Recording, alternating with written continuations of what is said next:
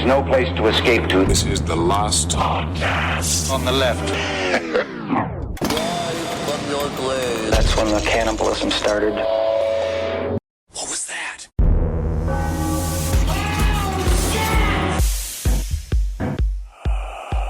But that sounds fun, though, man. You got to explore the city. I walk for hours. Do you go into any buildings that you pass by? I window shop, and I stare at people, and I'll pick one person to follow, and I follow them. But I'll tell you what, I'm tasteful. It's never a woman. Good. It's always a man. Should we start the show, Marcus? Yes, we should. All right, We're starting a show? We're starting the show. So I'm Ben Kissel. That's Marcus Parks. Welcome to the show. We are starting now. How are you doing? I'm just sitting in Toronto. I got a little rhyme about Toronto, which has really been helping me. All right, you got to drink some wine till you feel fine. Drink some scotch till you're the boss. Yeah, but you could make that rhyme in any city. That's not a rhyme that's definitely needed just for Toronto. It's been helping me here in the hotel, and I also wrote it in lipstick on the walls, right around my bed and around the bathroom. So, but you know that like cleaning ladies go into your, into your hotel room like once every other day or so. So, people do see what you're doing in there. I toss dollar bills at them to keep their fucking mouth shut. Also, the thing is here too is that they got coins that are actually worth money. So it's like $2 coins, and so I'll just toss a good like $12 worth of coins at her, just to hear the changling on the ground. Ooh, I love it. You're throwing hard objects at maids? That's what I'm doing. Yes. That's my new hobby. Hollywood Henry Zebrowski was a bit of a kook, but Toronto Henry Zebrowski, I think he's a borderline felon. I literally accidentally gave a homeless man $6. Can you ask for it back when you do that? I'm new here. I didn't realize. I watched the coins leave my hand into his hand, and I was like, well, cool. All right, good. Yeah. I can't. Give it back! Give it back! And then his reaction was just far too ecstatic for what you thought the situation was. He did like a prospector, like, "Roo, golly gee!" He hopped up and clicked his fucking heels, and then he died in a pool of his own vomit right in front of me. Oh, that's not a bad way to go. All right, today's topic is amazing. Betty and Barney Hill. Now, this abduction case is it's actually the first abduction case recorded. Up until this point, people have been seeing like flying saucers and weird little men walking around. We covered it when I was like talking about Jacques Vallée and his book Dimensions, about how in the 40s and 50s, people have been seeing like weird little, basically what they considered to be tiny Italian men. Yeah. Like stealing their fruit. Because that's what Italians do. Well, the craziest thing is the UFOs would go overhead and everybody's toilets became unplugged. So, I mean, that's the Italian UFO haunting. Absolutely. And so I've been alone in a hotel room for about a week, thoroughly researching this case. Okay, again, you can just get outside. There's a door. You can open it. Just step right out there, Henry. I go out there, but no one wants to hear about Betty and Barney Hill out on the streets of Toronto. And don't think I haven't tried talking to somebody. But this case is incredible. Yes. You have two reliable witnesses. It's the first time they use regression hypnosis, which we know is dubious. It's among the most dubious of all psychiatric practices. Oh, okay. If not the most dubious. So it's extremely trustworthy? But the thing is that if you read the book, I read the book Interrupted Journey, which is what basically was one of the first books about this topic written. It was written by John G. Fuller. We basically worked with Benjamin Simon, who was the hypnotherapist for Betty and Barney Hill, and they really do a pretty good job of covering up their tracks, because what you're going to discover is when they were doing the regression hypnosis, they weren't trying to prove the existence of aliens. They were trying to basically calm down Betty and Barney Hill because they were fucking hysterical. Yeah. Because they got raped. Well, possibly. All right, well, let's figure out who these Hills are. Let's go to the early 60s. Oh, yeah, it's 1961. Yeah, girls got see-through shirts on, and again, bush hair, 7 inches long, and I love it. Yep. So in 1961, Barney Hill himself was a 39-year-old black man who worked for the U.S. Postal Service. That is what's interesting, too, is that this is an interracial couple, which was also very controversial. And I will also say is, somehow described with even the I don't know the type of taste used in the interrupted journey, but it was all just being like, and this improbable couple, like that's all they would like Right. talk about. And the way you say black market, it is still it's a little bit something the way you say it. What, black man? Oh, that's better. That was Yeah. better. It was actually illegal in many states. Well, I in mean, this I was situation. well. That's what I was leading up to. Is Right, that okay. he was a black man. She was a white woman, 41 years old. Interracial marriage was still illegal in many states across the United States in 1961. Betty owned a master's degree. She was the supervisor for the child welfare department. So these are very credible witnesses. These Right. are not backwoods trailer park hillbillies. These are very well respected people in their community. Absolutely, and Betty was a civil rights fighter during the 40s in college. Like there was a story of her basically befriending the only black girl in her college. Barney Hill wanted to be an engineer and was told early on that that was not a job field. There was not a field that hired black people. So he became a postal worker. But you have these two people with a lot of degrees who basically couldn't get ahead in life and are basically hiding out in New Hampshire because it's at this point, like one of the most liberal parts of the country. Yeah, some Yeah, that's people great. some people say when they're trying to debunk the story that their psychosis was caused by the stress of being in an interracial marriage, but both Betty and Barney Hill say that they didn't really have any problems. Their friends were very accepting, their Right. community was very accepting. There's also a thing called black semen fever. that you can I've get. heard that. I think I've got it myself. Yeah, but and the- you see discs everywhere, but the thing is that it makes you dance real great. Oh, absolutely. That's why I could use some. I love the idea also, yeah, you can have sex with your girlfriend, you can have sex with your husband and your wife, but really when it becomes like, get over here, let's make some civil rights. Let's do it. Let's, baby, come play civil rights worker with me. And that's how you get a blowjob. And it's perfect. It gives things so much more weight and cause. You're not just having dirty, disgusting sex. You're saving the union. The thing that was always weird to me, though, is how every author described Barney Hill as a snappy dresser. Right. Like he was it. Like if you see all the pictures of him, he just looks like a guy from the 50s. Yeah. But they all kept saying he's like a real snazzy guy, and it's just like, Yeah. I mean, I didn't see him in a wide brim hat with a fucking feather sticking out of it. You know what I mean? And furthermore, if you want to test Barney Hill's credibility, he was later played by James Earl Jones in the TV movie The UFO Incident. That's all that you need. By the way, one of the most racist moments in Hollywood was that James Earl Jones was not actually the man who was behind the mask in Darth Vader, as he played Darth Vader. He just Well, voiced Darth Vader. Well, no, he was because James Earl Jones was a short, fat man. It's the future. Why can't Luke have a black dad? What I did find weird about James Earl Jones in the movie is that he is actually painted white, which I didn't really Yeah. appreciate. They went the Johnny Depp Tonto route.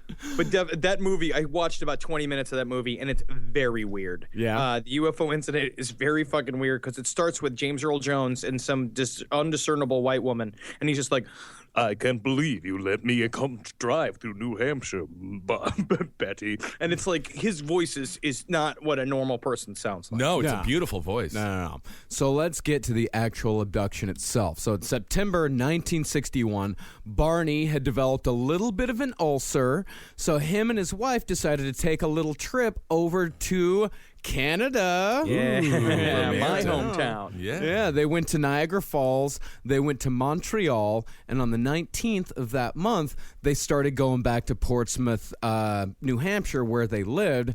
It was a clear night. A crescent moon hung in the sky. It was very heavily wooded. It was a very secluded road. There weren't a whole lot of people there. So it was Say the that busiest. The moon sagged like a big white tit. Well, you can put a nipple on anything.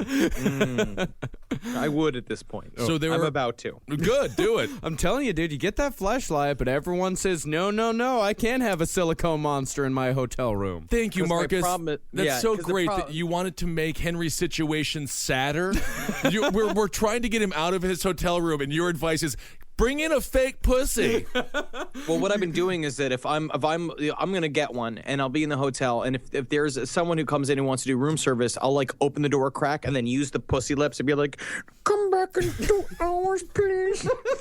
Okay. You know, that'd be great. Yeah, Pamela the Pussy Lips. It's going great in here. You can do all Great. kinds of fun things with it. So at about 10:15, 3 miles south of Lancaster, Betty saw in the sky what she first thought was a falling star. But the falling star paused in the sky and then started inching its way back upwards next to the moon. Now, what they said is really interesting. The way they described the movement of it was that it was like a fly, like looking for a landing spot. So it was kind of hopping around in the sky. And at first, Barney was like, "That's a satellite. So just don't even look at it, Betty. For the love of God, Betty!" Just shut your Right. mouth. And you know, like the 1961 satellite, it runs on diesel and it's clunky and stupid looking. Yeah, so south of Twin Mountain, Betty and Barney, they stopped at a roadside picnic area so they could walk their dog, Delzy. Yeah, Is they this had, the they cutest- had a Dotson. It's the cutest couple ever, and the names are. Which one's the dog? If you were to Delzy, Barney, or Betty, which is the dog? It's tough to tell. I would have said Barney. Well, he's presidential. Yeah, I had a buddy who had a dog named Barney. He was the cutest little beagle. It's a great name for a dog. Good yeah. name for a man Being as well. racist. Oh, come on. So while they stopped, this gave Betty the opportunity to look at the object through binoculars. Barney, worried about bears, went to the trunk of his car and grabbed his gun. This is Now, so before. Betty, we need to get back in this car because you know what they say about being a black man at nighttime with a bunch of bears. If they meet you, they will elect you president of being the Bears. And I don't have time to be president of the Bears because the mail, well, it keeps going on. It Betty. does. It never stops. So Betty, she's watching it through the binoculars. She sees the craft travel across the face of the moon, flashing multicolored lights. Cool. By the time she handed over the binoculars to Barney, the object had changed course and then started rapidly descending in their direction. So they real fucking fast got back to their car. They started driving. Well, Barney, during this time period, so what he kept saying he called it a Piper Cub. Right? He's like, that's a Piper Cub, which is basically it's a seaplane.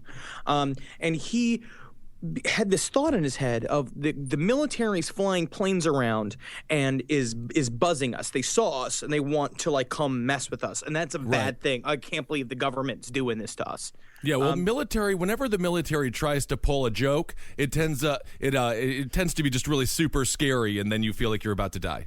Man, did they think 9/11 was going to be hilarious. Oh my God, that was was huge. That was their Andy Kaufman moment. But what I find interesting about all of this stuff here, so what you're going to watch is basically this light in the sky draws their attention.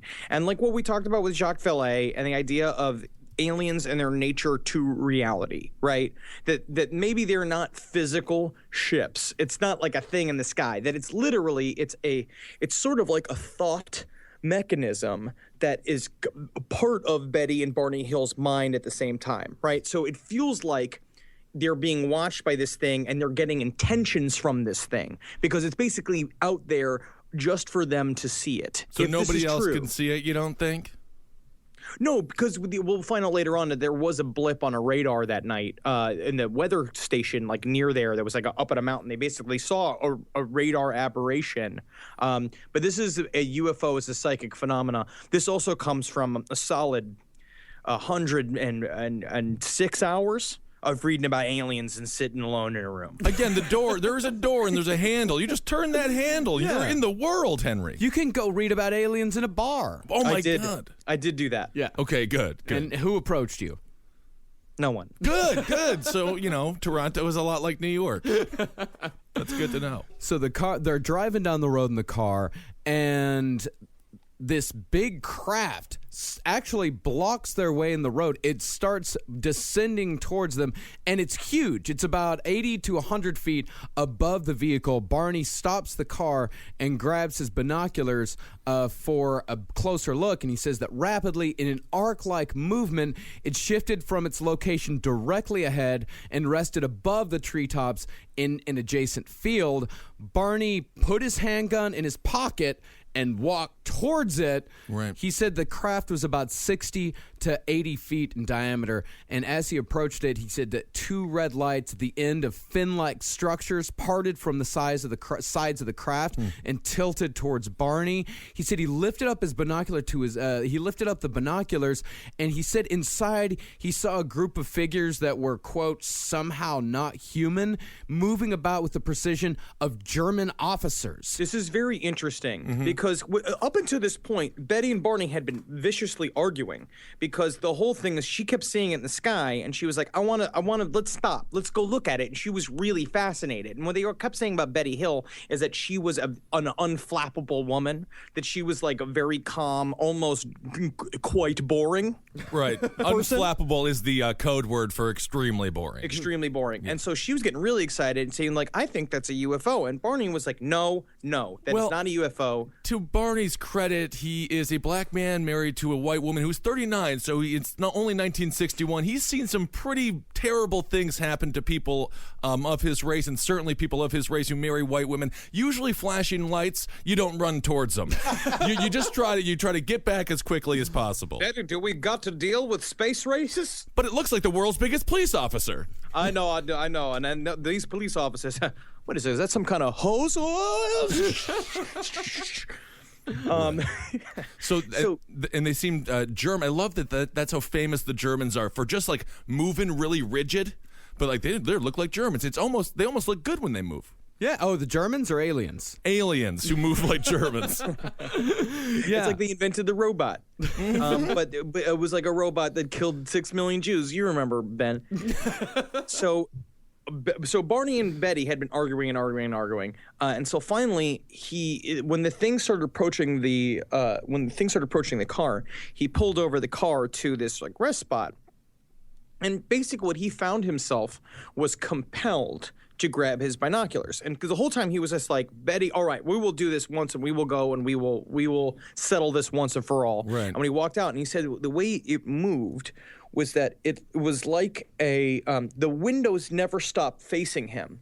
It arced down and sloped down, so the windows were looking at him like it was a bunch of eyes. And then he saw all of the occupants inside of it. Basically, a dude sitting at a desk, right, and a bunch of guys behind him, and they're all working like robots, except when they see him. And one thing he said here is that one turned around and smiled at him, but with their slit mouths, so it kind of looked like somebody with like Botox or something like that. It was just like, right, like very like friendly. that doctor who killed himself because he was made fun of on the Unbreakable Kimmy Schmidt. Mm-hmm. It's incredible. Yeah.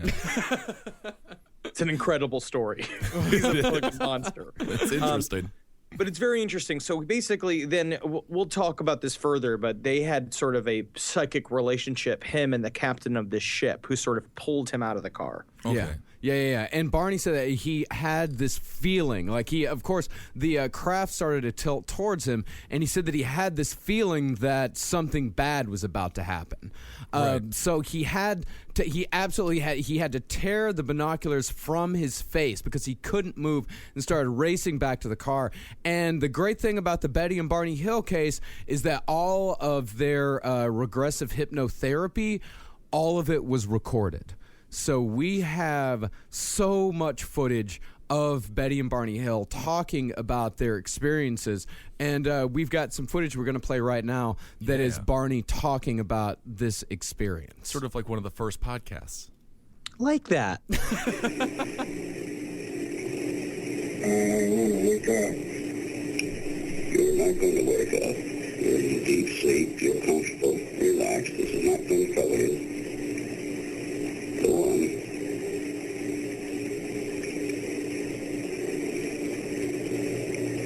You can remember everything now. It's right over my right. God. What is it? And I try to maintain control so Betty cannot tell I am scared. God, I'm scared. It's all right. You can go right on, experience it. It will not hurt you now. trying to take my gun.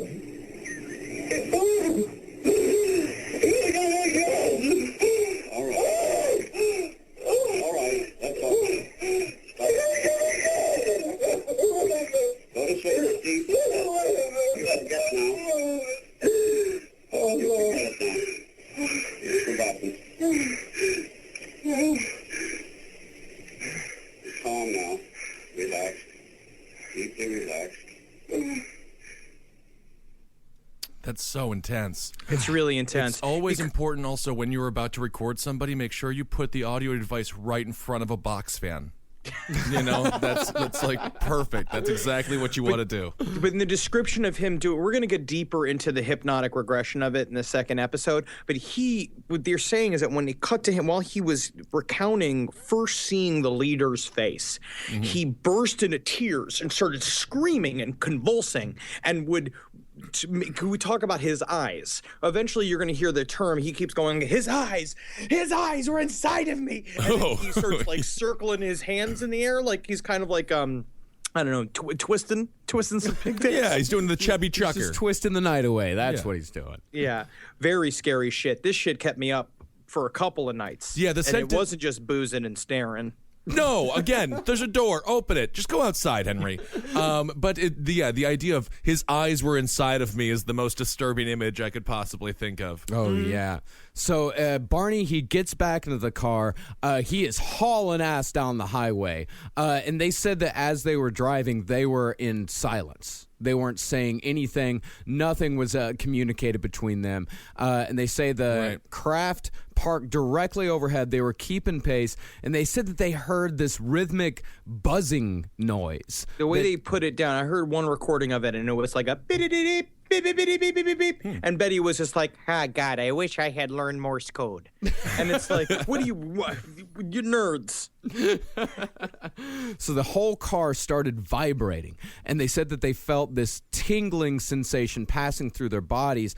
Betty said that she touched the metal on the passenger door, expecting to feel some sort of electric shock, but she could only feel vibration. And they said that it's at this point that they started to feel an altered state of consciousness, and that their minds started to become dulled. They heard a second series of beeping and buzzing noises, and when they woke back up again, they found that they were 35 miles south and had lost 2 hours of time. Which is really kind of fun if you think about, like, let's make good time. You know, making good time is so important when you travel. This is the opposite. This is making bad time. Yeah. This would make me mad because I was supposed to get back at fucking 1 o'clock so I could see some Matlock, but instead now I got to sit and watch the evening news. And of course, thanks, aliens. Yeah, they didn't have TiVo back then, so if you missed it, you missed it. You missed That's it. what they say. So the only lost time memories they had were a flying orb in the road that was silhouetted against a stand of trees,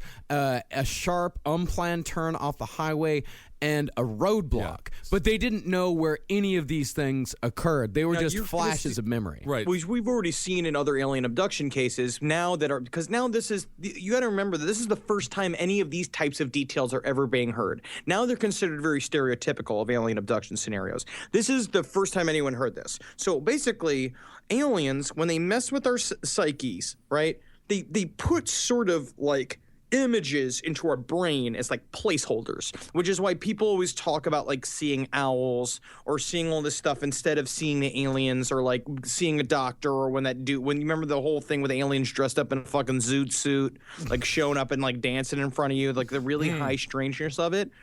Their memory, the only conscious thing they have was of a bunch of road workers on a road next to a downed car that looked like a giant glowing moon just sitting in the middle of the street, and they viewed it as if it was totally normal, as a normal memory. Right. So do these aliens do improv everywhere? Is that what this is? So they fake the whatever their spacecraft. They fake that it's broken down. Then you're the the worker who's going to go work on the car today, whatever Klaxar or whatever her name is, and then they just fake it until the car goes by, and then they speed up 20 feet ahead of it and put on another show. May I get a suggestion from the audience? Roadblock will do.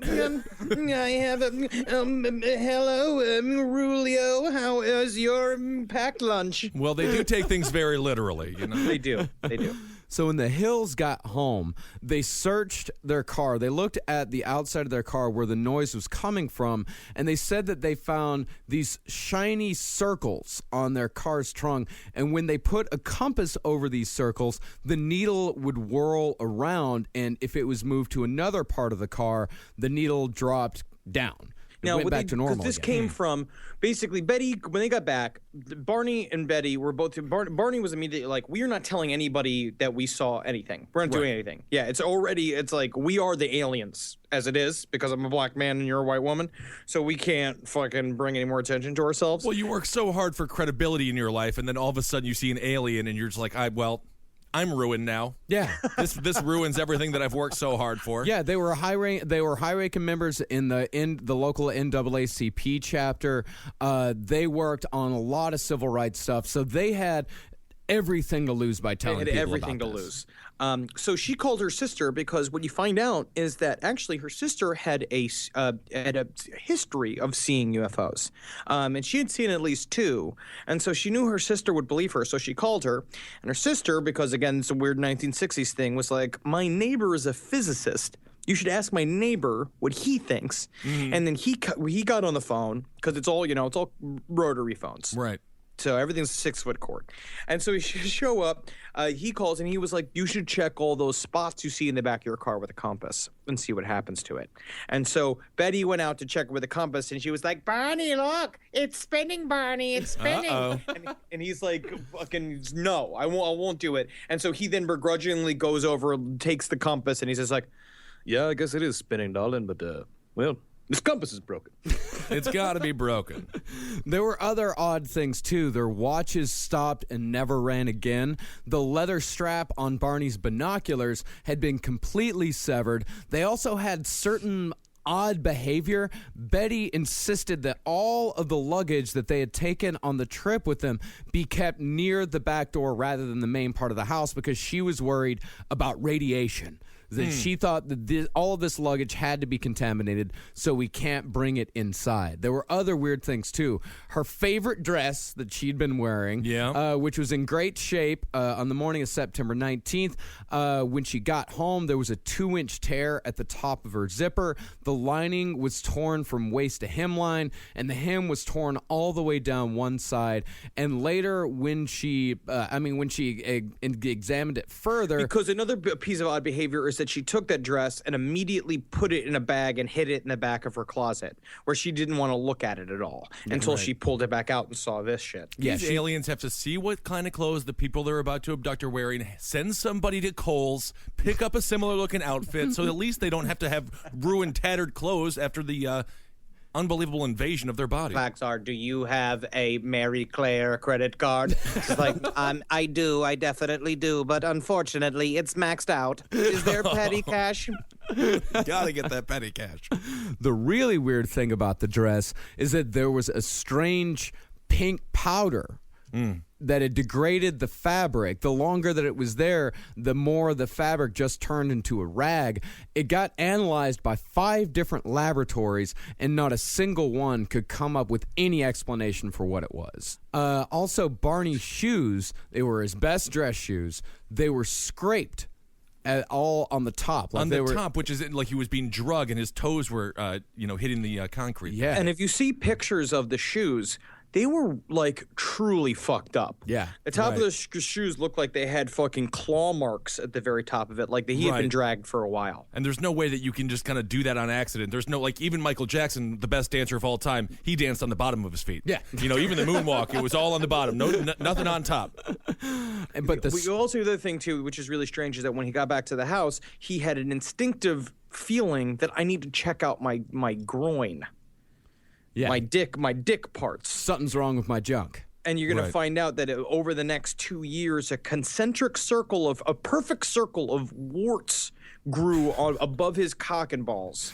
I wonder if that was discussed in the naming of the band A Perfect Circle, and that was one of the third, a perfect circle of warts. Okay, we're so close. Just cut off the of warts part. So now we're going to hear from a couple. Do you want to introduce these people, Henry? Kathleen Martin and Stanton Friedman. Okay, so Kathleen Martin is Betty Hill's niece, and so she is the child of the woman that Betty Hill called when it first happened, and she's a terrible public speaker. And who she's also with. This is an hour and 45-minute long video we're about to play a selection from. There's a physicist named Dr. Stanton Friedman, who wrote. He was the one who discovered the Majestic 12. Documents, or the quote-unquote Majestic 12 documents, and has come forward as being like the rational UFO guy.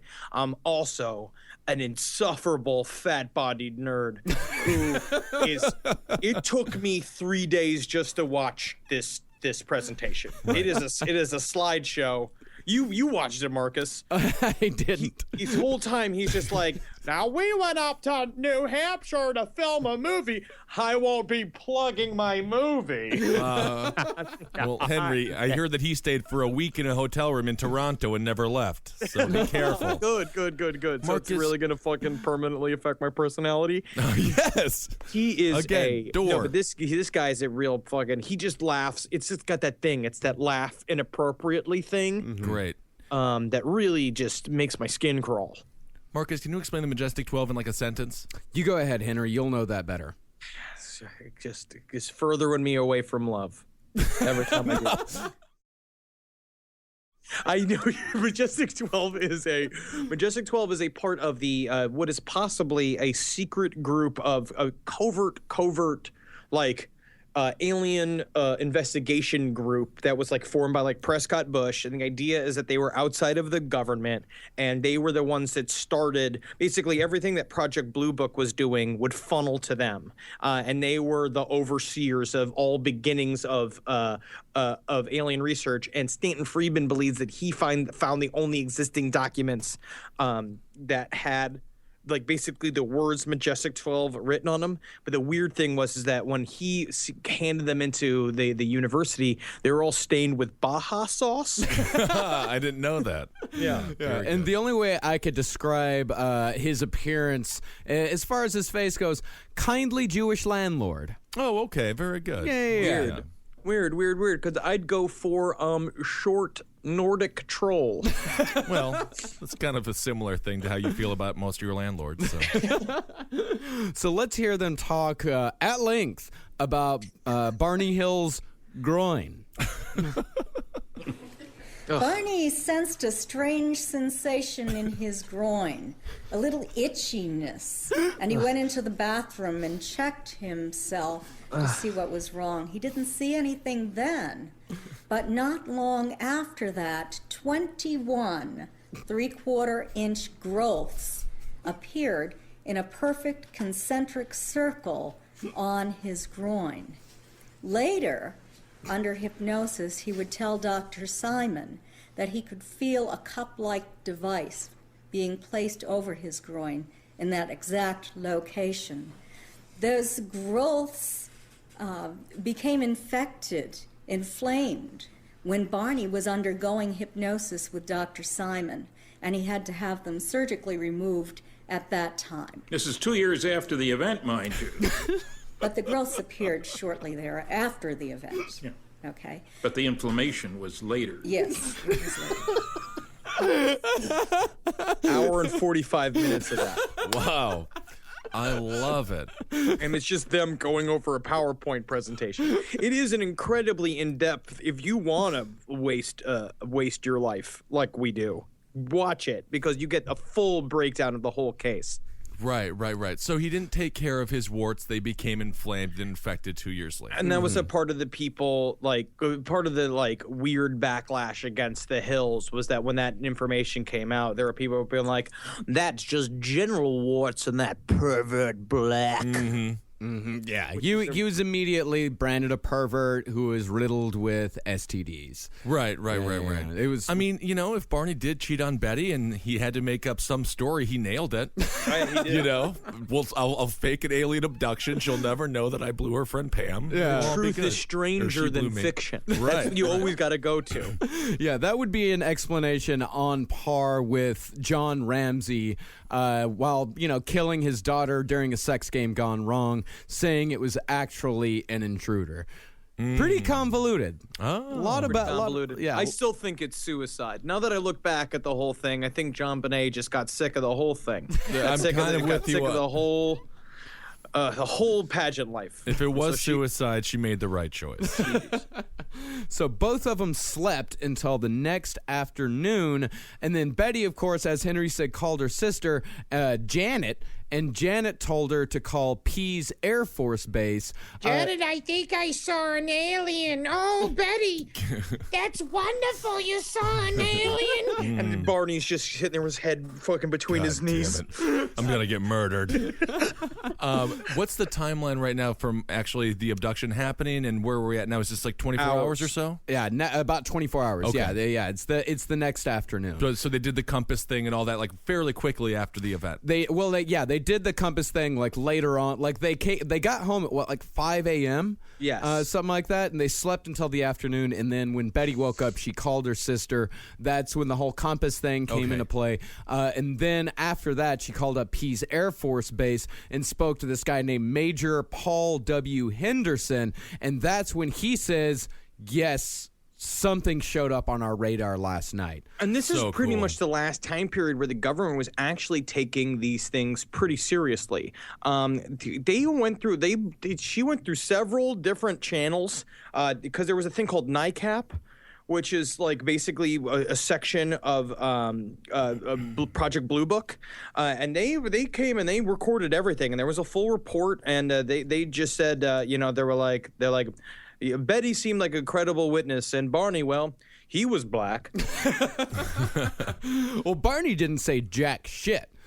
He was completely against calling the Air Force Base. He was Right. completely against anybody coming and talking to him. Barney was very much against this entire thing. But Betty, she said that Major Henderson was very interested in the structure of the UFO itself. Well, especially when when they talked about the fins coming out of either side, because that was really finally like them being like, oh, it's some kind of plane, because everything else they kept hearing about saucers at this point, Right? And they had basically said that basically discredited everybody. Yeah. But Henderson's final report said that the Hills had probably misidentified the planet Jupiter. Really? The planet Jupiter often comes down and harasses you on the streets of New Hampshire. I've heard it doing that before. I'm telling you, I've been sitting here looking out that window, and if Jupiter fucking tries me one more time, Don't look at him, Jupiter. I'm gonna set fire to a mall. Okay. Well, You tell me, Jupiter. Jupiter's telling me I'm not good enough. Jupiter's leaving you alone. Oh, I just got a message. It loves you, Henry. Don't set fire to a mall. However, even though it did say that they misidentified the planet Jupiter, officially there was an additional item, and that is where he confirmed that there was a radar observation at 2:15 a.m., which was around the time that things were going haywire for Betty and Barney Hill. And in the 60s, there weren't nearly as many planes in the sky as there is nowadays, so you would really pick up on something if you randomly saw a blip on your radar. That's the most exciting thing that happened to that person who looks at that radar all month. And it's really kind of unexciting because it's a little blip. Yeah. But, a little tiny blip. They don't have very good stories. There's no doubt about that. This one time I saw a cloud, it looked like a turkey leg. Okay. This other time I saw a cloud. It looked like an ice cream cone. Oh, okay. But what I guess you could say is that an ice cream cone-shaped cloud and a turkey leg-shaped cloud are pretty much the same shape. Similar shapes. Yep. I had a jar of peanuts for lunch. That's actually a great lunch. I've never had a friend. Okay. So about a week later, Betty's at the public library reading up on UFOs because she ain't letting it go. Right. She's become fascinated with it. Yeah. She loves it. That's a part of another cool detail about the abduction scenario is that when it was happening, Betty, when the one thing that they end up recollecting is that Barney looked and saw Betty when she'd come back from the abduction scenario, which you'll see, and she was just smiling and laughing, just going like, "Would you believe this? Can you believe this is happening?" He's And just she was like, terrified. she thought it was great. Yeah, but So Barney, after they got back on the road, after the 2-hour gap, Barney saw a light ahead of them, and the only thing he screamed was, "Oh no, not again!" He's like, it's like that movie Dirty Work where Norm Macdonald's tripping on the brownies that were Come given. with me. Adam Sandler's the devil. But it was interesting. You mentioned she has to go to the library. It really does form your entire life after you admit that you've seen aliens and stuff like that. You have to do all this publicly. So now you're the creepy like Betty girl who is constantly in the library researching all the odd books that no one wants to look at. I got to tell you, it probably would have been a little bit easier on America if she was a little bit easier on the eyes. Well, you know what I'm saying? So she's reading this book, and She looks like a nutcracker with a wig on. Oh, come on. Who doesn't love a good nutcracker? So she finds the name of this guy, Major Donald Kehoe, and she types up a letter and sends it off. As Henry mentioned earlier, mentioned NICAP. He was the head of NICAP. So she said that Barney observed these figures dressed in black, shiny uniforms, Nazis. Alien Nazis. Yeah, they moved that like... was an image that kept coming back to Barney Hill specifically. So he kept seeing the term Nazi in terms of the leader, because the way he described the leader was in a shiny black jacket with a scarf and a black motorcycle cap on, which is, very fashionable. And one thing we know about the Nazis, they looked great. Yeah. They did. But what was the mustache like on this Mr. Alien leader? Was it a full or was it a... I don't even know what Hitler's mustache is called. The Hitler mustache. Yeah, I think it was just the Hitler mustache. That's all. He took it. Yeah, he took it. Oh. It used to be called a Liffenwiffer. Oh, the old Liffenwiffer. Yeah, it meant dustpan brush back in the day. So a few days after a few days after she wrote the letter, she started to have these dreams, and there were a series of 5 of them, and they were absolutely terrifying.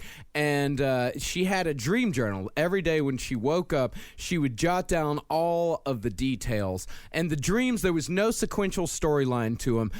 There, like, one dream did not follow the other, but after she had all of them written down, she was able to rearrange them into an order that made sense. This happened, then this happened, then this happened, then this happened. It's like when you make a movie, then you splice it together later on. Yeah. You can't necessarily film all the sequences in a row. Yeah, exactly. You can go ahead and make a movie now, Ben. You film school expert. Oh my God!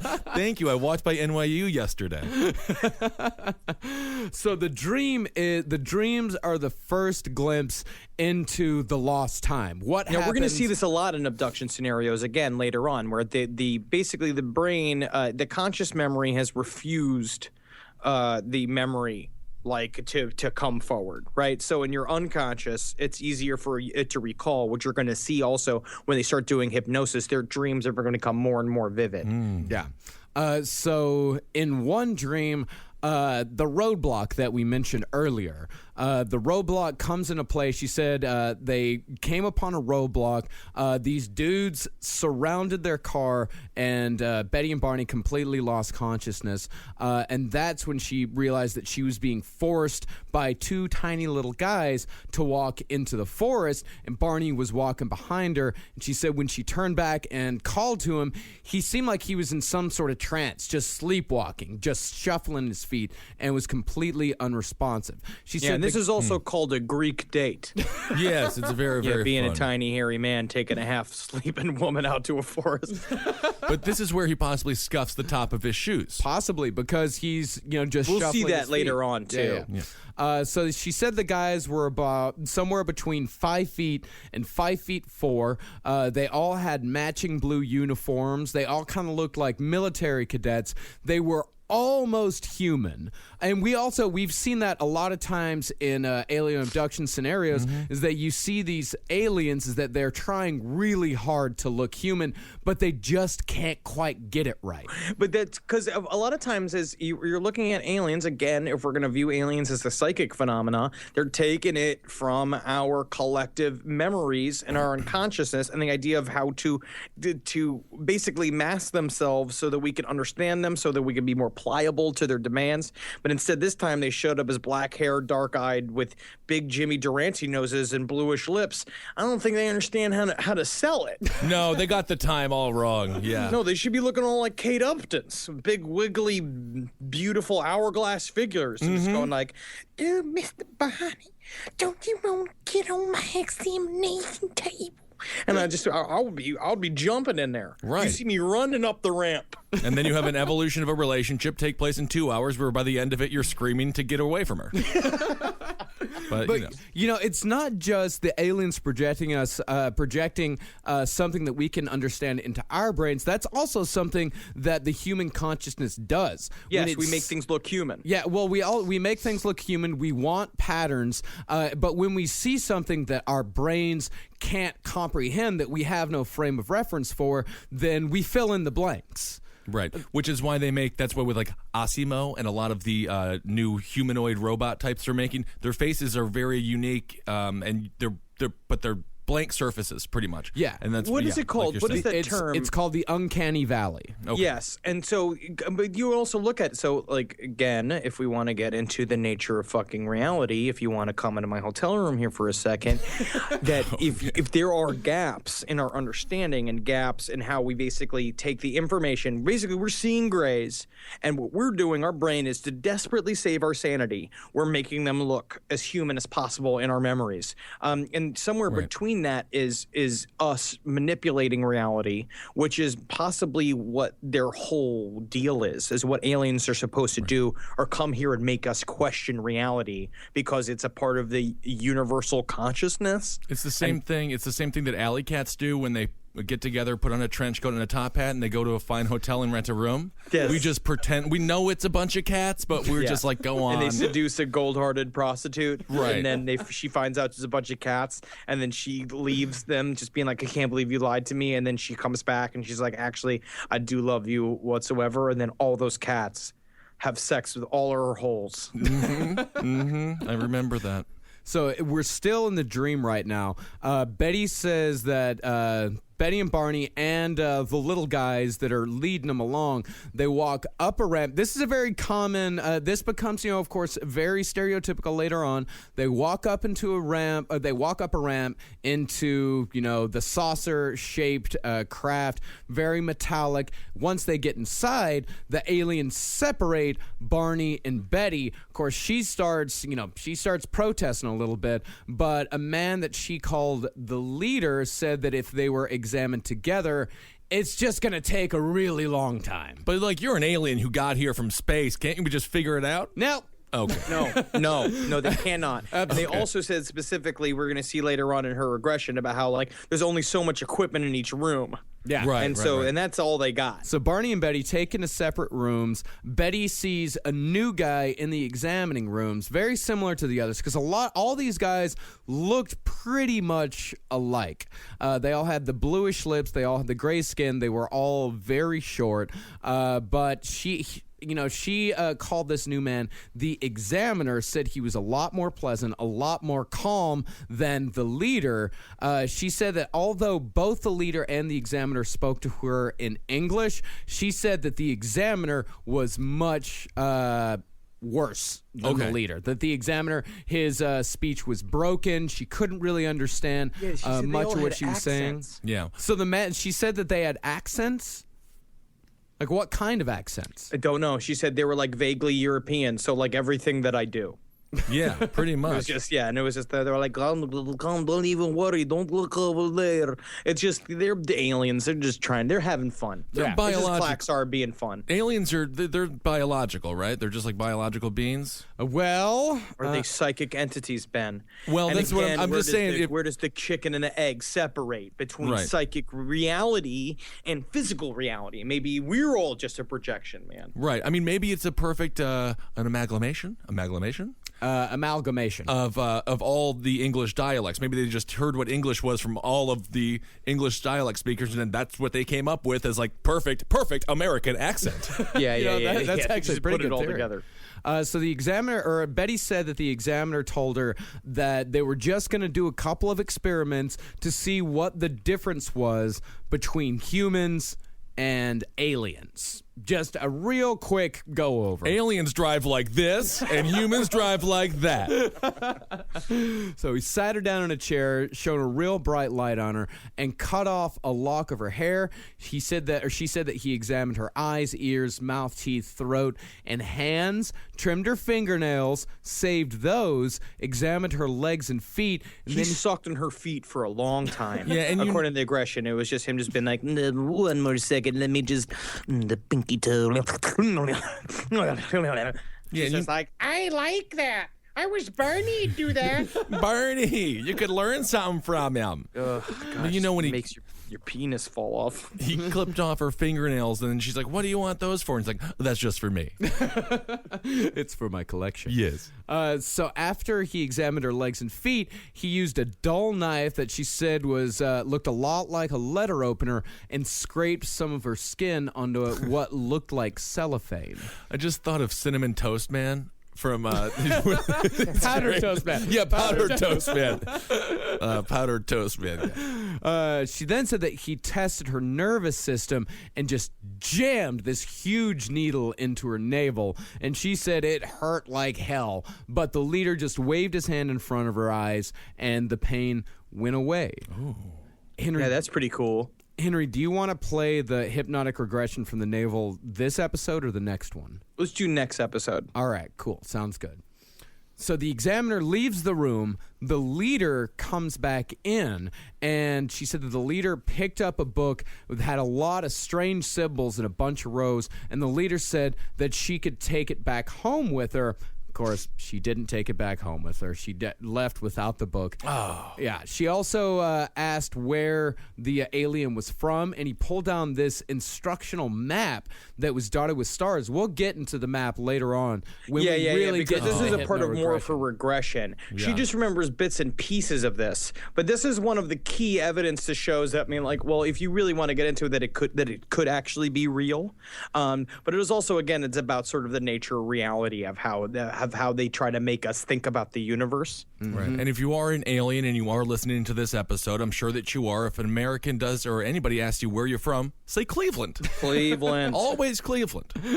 So Betty, as she was leaving, she said, "No matter what you do to me, one day I'm going to remember all of this." And she gets back into the car. Barney's there waiting for her. The leader said, "All right, you should probably wait until we leave." But then he Right. asks her, well, you'll see in the regression, he's just like, okay, all right. Because that's literally how he behaves with her. She'll be like, you're funny, okay. Well, do you want to watch us leave? And she's just like, You bet I do, Clark. she's just like, okay. So she watched it, and he said, basically, you watch it. This is more of the regression thing, too, where the ship just kind of flipped like a ball and then glue just started glowing and then zipped up into the sky.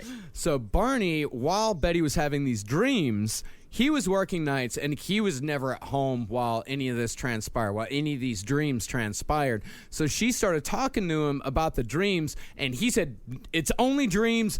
Fucking drop it.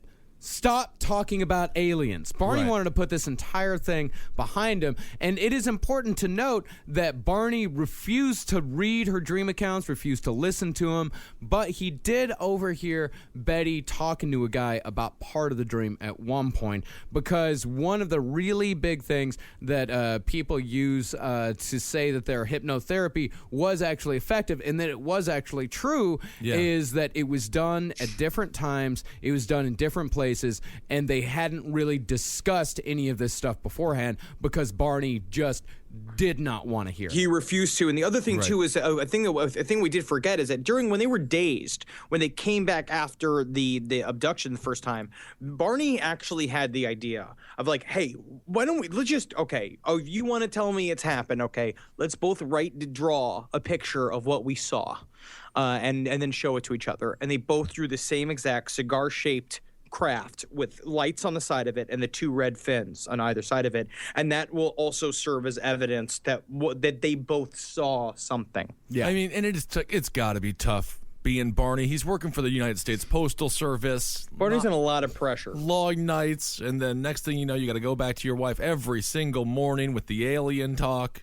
Never Oh never a fun breakfast. Maybe it helped their sex life though. Well, I don't think so because I'm a pound that UFO at your ass. Yeah. Pam, pam, pam, pam, pam. yeah, don't work around the perfect circle of warts, honey. When you're trying to blow me, it'll be difficult. Oh yeah. So that's part 1 of Betty and Barney Hill. Now this is definitely the more informational side. And next week we're getting into some of the deeper parts of like probably because of the nature of this incident. There's a lot of details. It's a lot of fun. Absolutely.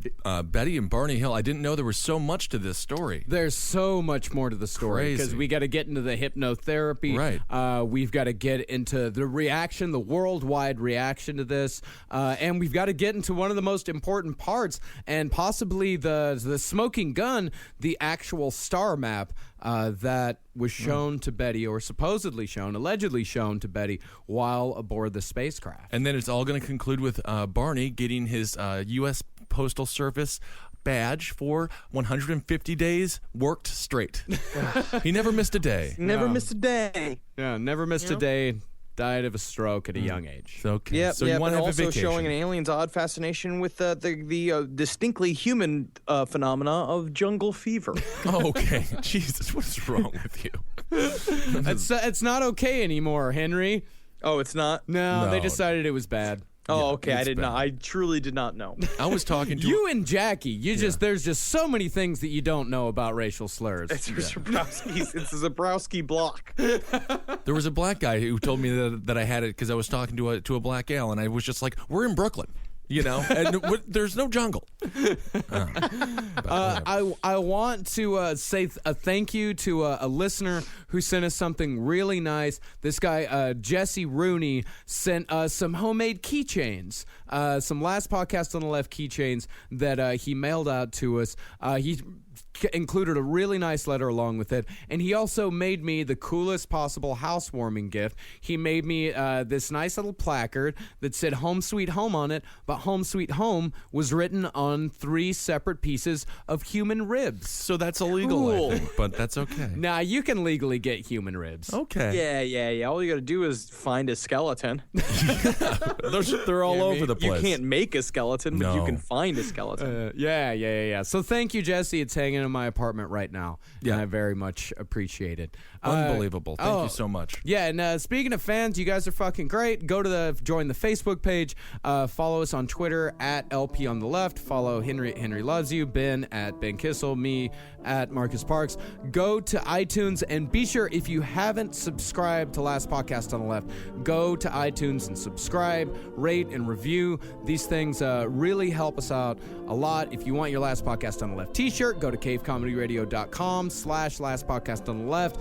$25 domestic, $40 international, and Heil Geen, everyone. Yeah, And let's do a hail yourselves. Hail Satan, my sweet prince, and hail me.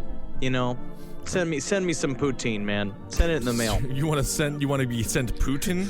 Poutine? Poutine. Yeah. Ooh, Yeah. It's a sloppy good time, my friend. Oh, It's French fries and gravy. oh, perfect. That sounds awesome. And let's all do a Magustalations. Magustalations all the way up to fucking Tau Ceti. Come pick me up, aliens. They're never gonna. No. Man, I know. For more shows like the one you just listened to, go to cavecomedyradio.com.